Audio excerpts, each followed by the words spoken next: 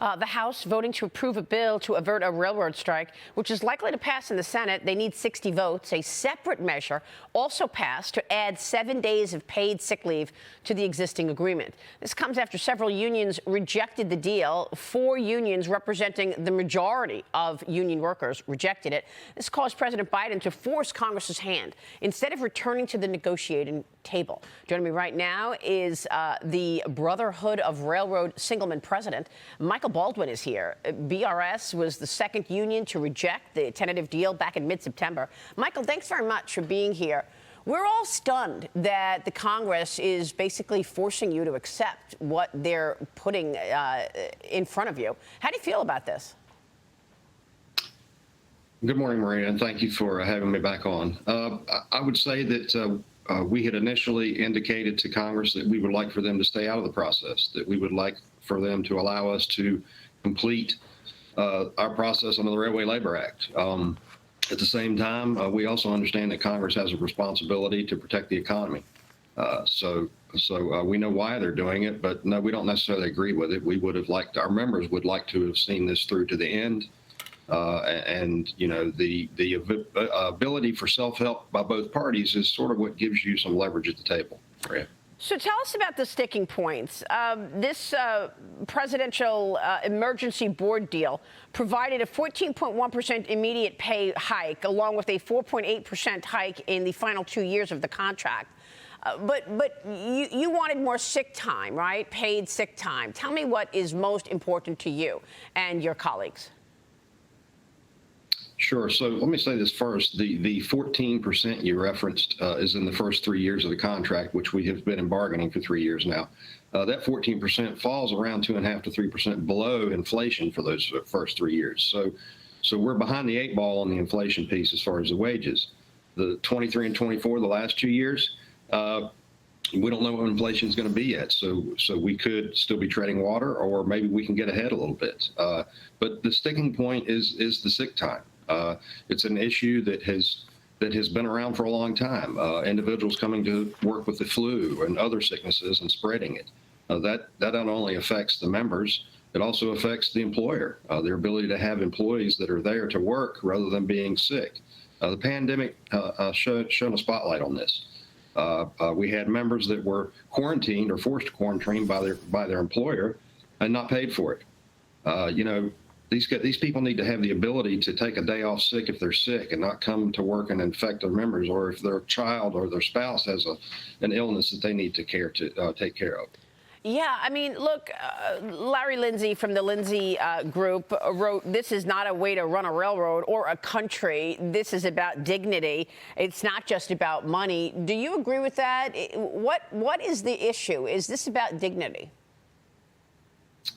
The railroads began to ignore the dignity of their employees about 5 years ago with a new business model called precision scheduled railroading. And that has, as you know, reduced the workforce by roughly 30%. This is an issue. This brings to light exactly how our members and the railroads employees feel. And the railroads have been more focused on the profits, and they make those profits by the cuts they make, by parking and mothballing equipment and furloughing employees. And you're at a situation now where they can't hire enough or retain enough employees.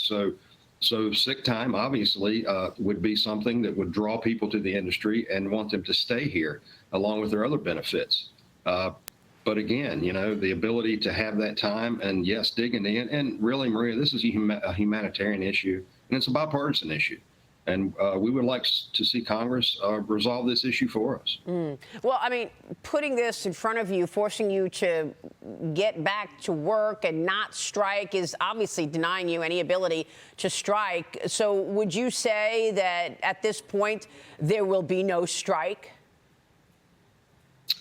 As if the enforcement of the TA, which would be the first bill that the House took up, if that passes through the Senate, then that can go to the president's desk for signature. Once that's signed, that is law. For employees or unions in the industry to hold a strike would be illegal. So So what are the ramifications of that then? How do, those people who are rejecting this deal, your colleagues who said, look, this is not the deal that is appropriate for us. We redeemed essential workers during the COVID pandemic, and we need the paid sick time.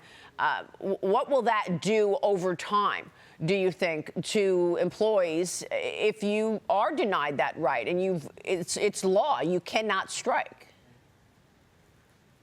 It creates a political, not dissension, but people don't trust the system.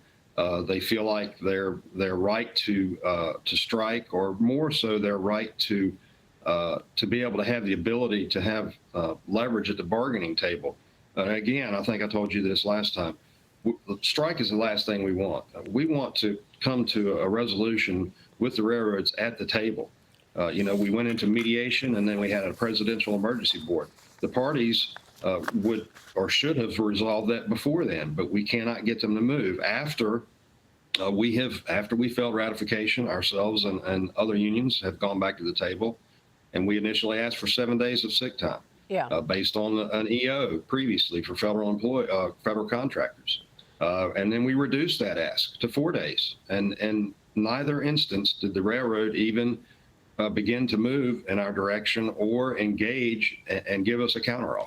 Well, is there a chance that this separate bill, which is providing 7 days of additional sick leave paid, is there a chance that that doesn't pass and you end up with what you got, and that's one additional day, and that's it? And how do you answer the criticism that so many people have been saying that this deal is generous enough? Overall, it's a 24% raise. Who gets that? And you're getting that.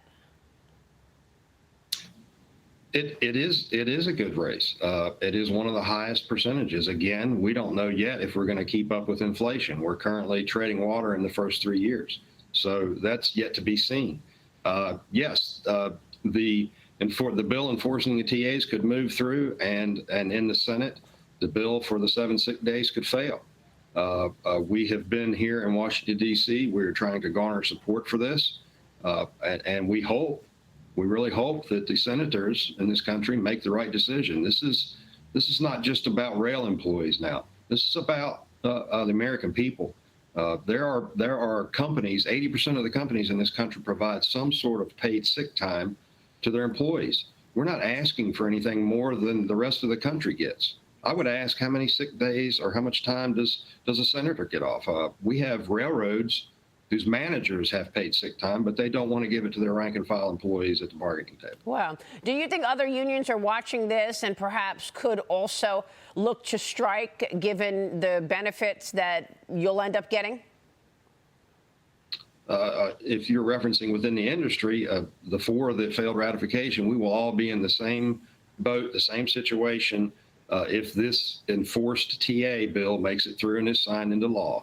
And if the 7 days don't make it through, we're all in the same situation, though. Once that's signed into law, it would be illegal to strike. All right. Michael, it's great to have you. Please come back soon. We will be watching the developments. We appreciate your time. Thank you, sir.